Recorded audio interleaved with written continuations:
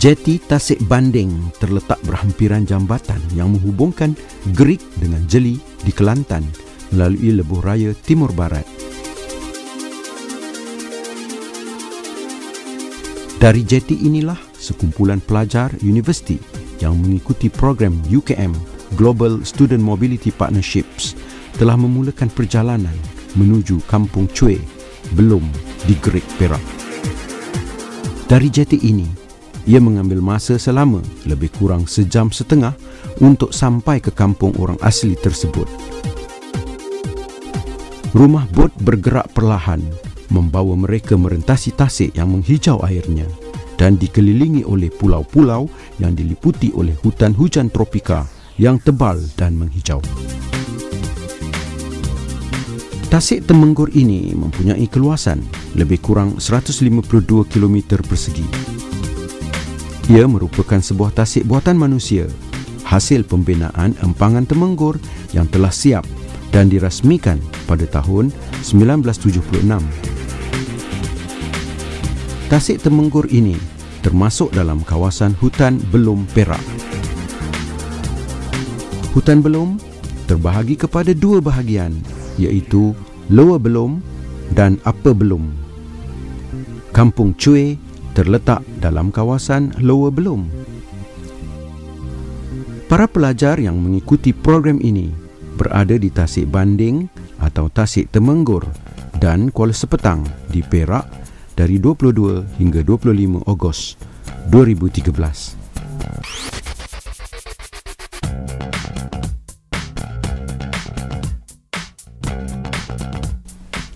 Sebaik sampai di Kampung Cuai, para pelajar dan pensyarah yang menyelia mereka mengambil peluang beramah mesra dengan penduduk di situ.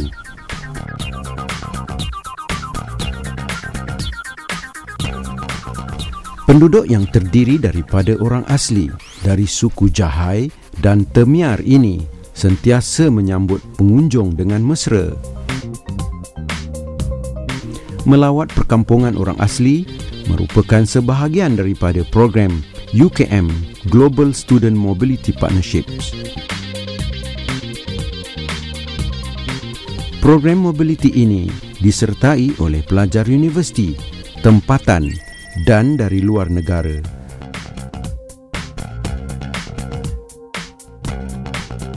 Ini merupakan kali kelima program ini dijalankan oleh Pusat Hubungan Antarabangsa Universiti Kebangsaan Malaysia.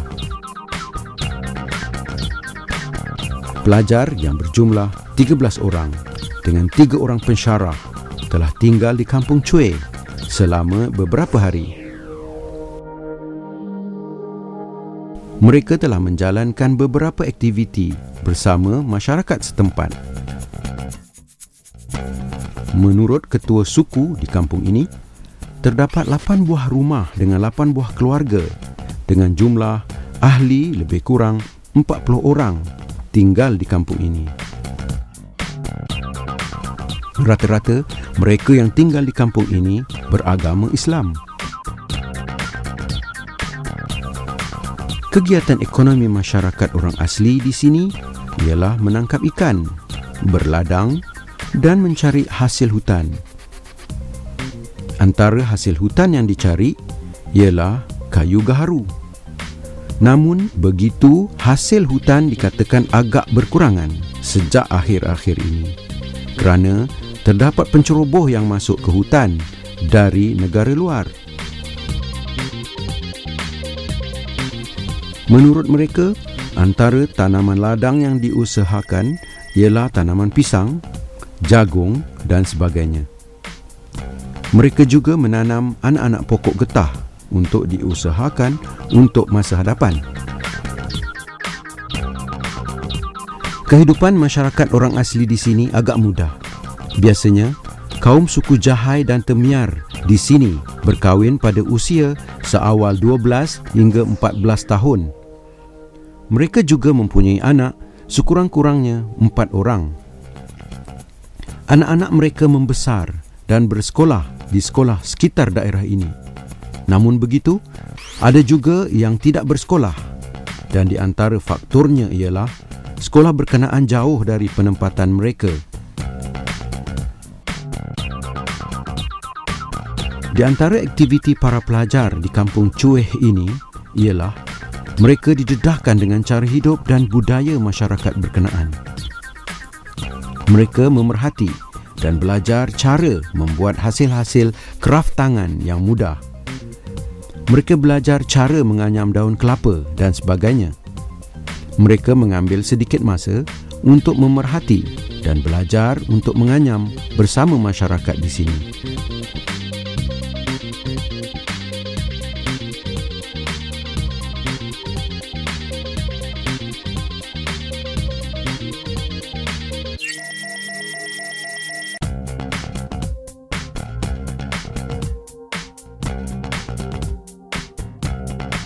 Bila ada masa terluang, para pelajar mengambil kesempatan untuk berakit di tasik.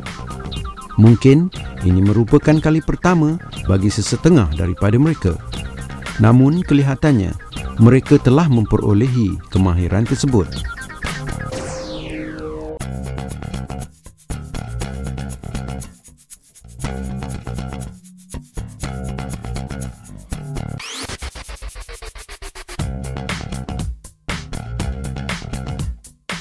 Pelajar didedahkan dengan seni tarian orang asli iaitu sewang. Mereka dipertontonkan tarian sewang oleh penduduk di sini.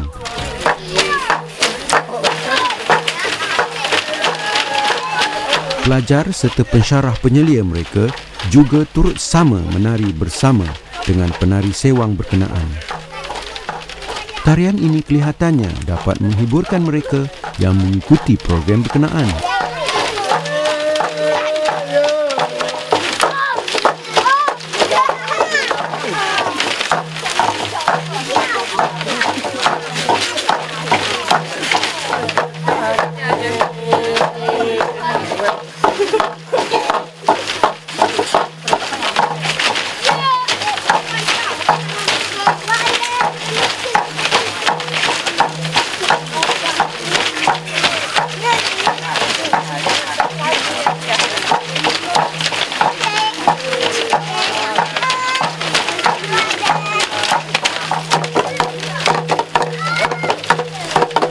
Ada juga kesempatan untuk mereka mencuba menggunakan alat muzik kaum berkenaan.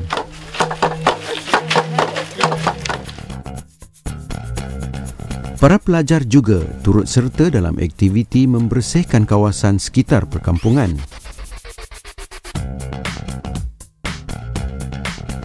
Perkampungan ini perlu bersih kerana ramai pelancong melawat kampung ini.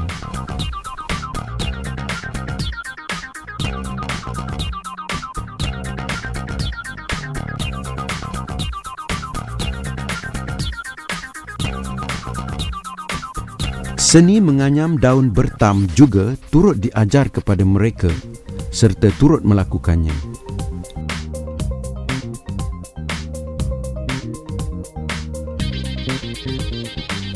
Mungkin menganyam daun bertam kelihatan mudah, namun jika tidak dipelajari, tentu akan gagal untuk melakukannya.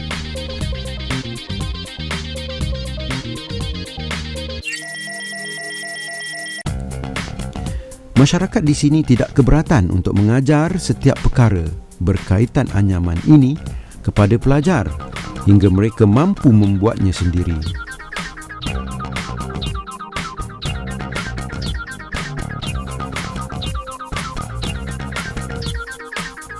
Setelah siap anyaman daun bertam berkenaan, mereka membantu memasang anyaman daun bertam tersebut sebagai dinding dan atap rumah untuk penginapan mereka selama berada di perkampungan ini.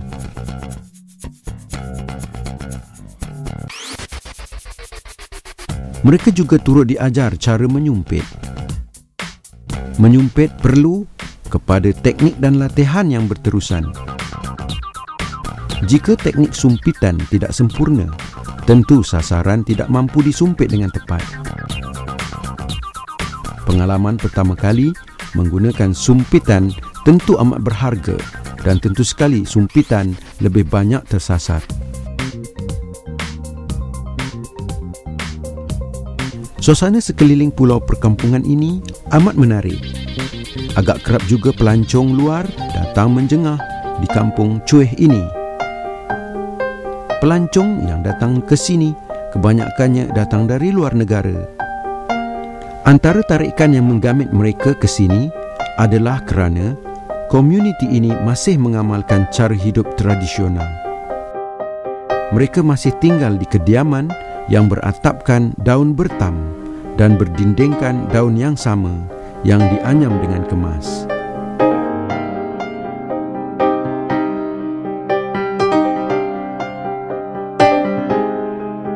Walaupun kehidupan orang asli di kampung Cueh kelihatan ringkas, namun mereka juga ingin dan perlukan kemajuan.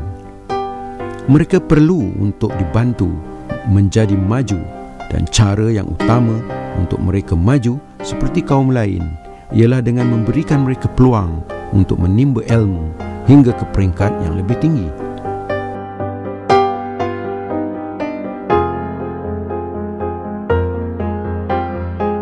Para pelajar yang mengikuti program mobility ini telah mengumpul segala maklumat berkaitan penduduk di kampung Cueh ini.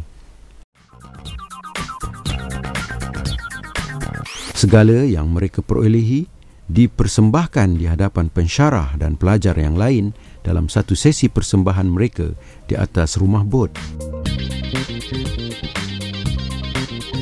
Selesai persembahan, para pensyarah pula memberi komen-komen serta memberi cadangan untuk mengemaskan lagi hasil dapatan kumpulan masing-masing.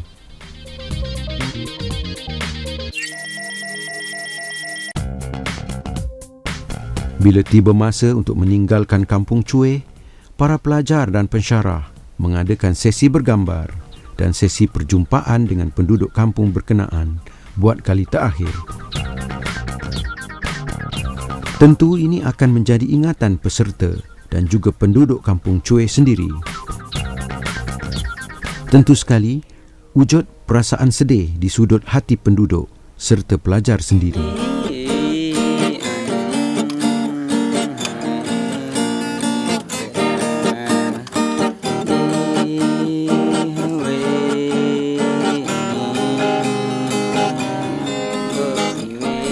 Rumah bot bergerak perlahan untuk meninggalkan kampung Cueh. Kampung kemudiannya kelihatan semakin lama semakin jauh.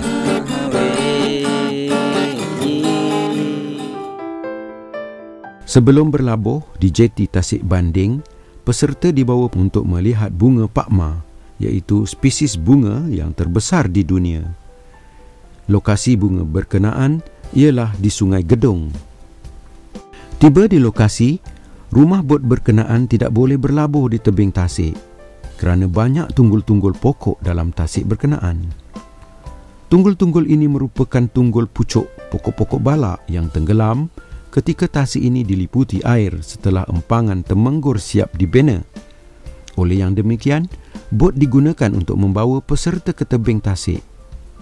Tiba di tebing, para peserta masuk ke hutan melalui lorong yang telah dibuat untuk kemudahan pengunjung. Apa yang didapati di sini ialah banyak kuntuman bunga yang masih belum berkembang.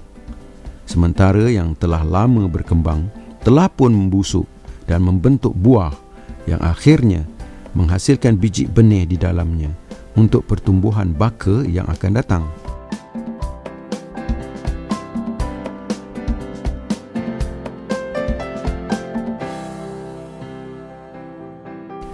Para peserta kemudiannya bergerak ke Taiping dan seterusnya ke Kuala Sepetang.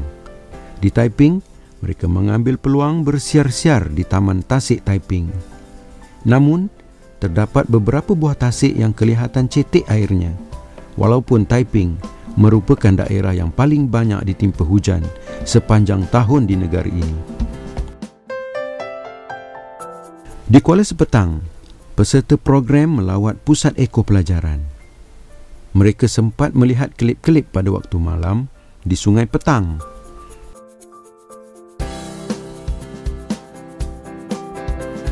Mereka juga telah diberi taklimat oleh pegawai perhutanan yang bertugas.